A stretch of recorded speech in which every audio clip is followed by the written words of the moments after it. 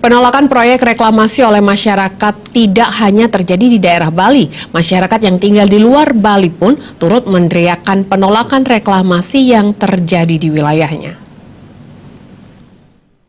Terjadi di sejumlah daerah seperti Kendari, Palu, Makassar, Lampung, dan Jakarta mendapat tentangan keras dari masyarakat setempat. Tak terkecuali bagi kaum perempuan yang tergabung dalam gerakan perempuan menolak reklamasi. Dalam menolakannya, mereka meminta pemerintah untuk menghentikan proyek reklamasi yang dinilai telah menindas dan memiskinkan nasib kaum perempuan. Selama ini mereka menilai pemerintah telah mengabaikan berbagai dampak buruk reklamasi bagi masyarakat maupun lingkungan. Proyek reklamasi yang dibangun di berbagai daerah di Indonesia memiliki satu kesamaan, yakni syarat akan kepentingan pengusaha dan legitimasi oleh penguasa.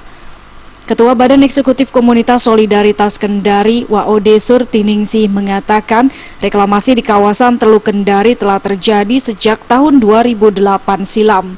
Hal tersebut telah berdampak pada sektor kerusakan lingkungan serta melumpuhkan perekonomian masyarakat sekitar. Ia menuturkan para nelayan dan petambak budidaya rumput laut kini harus kehilangan pekerjaannya akibat proyek reklamasi.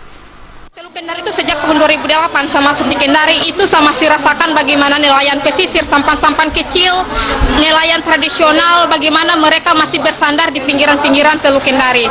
Nah sekarang dampaknya adalah mereka tidak ada lagi di situ. Padahal dulu nelayan pesisir itu adalah mereka nelayan tradisional, nelayan kecil. Selain juga nelayan kecil, mereka adalah petambak budidaya rumput laut, dan juga mereka adalah kebanyakan perempuan yang menjual kuliner di sekitaran Teluk Kendari, pesisir Teluk Kendari.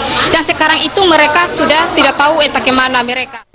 Sementara itu, lain halnya dengan proyek reklamasi yang terjadi di kawasan Teluk Palu.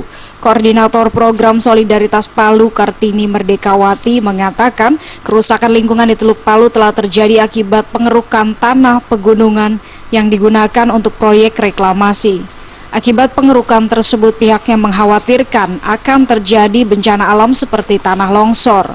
Truk-truk yang membawa timbunan dari gunung itu ke timbunan ke Teluk Palu. Terus itu kan tanahnya itu kan diambil dari penggerukan gunung.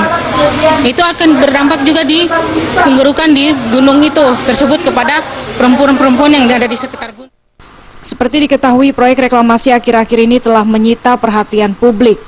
Salah satu yang mendapatkan penolakan keras masyarakat luas ialah reklamasi kawasan Teluk Benoa. Hingga kini pemerintah belum memberikan keputusan apakah proyek reklamasi Teluk Benoa dihentikan atau malah dilanjutkan.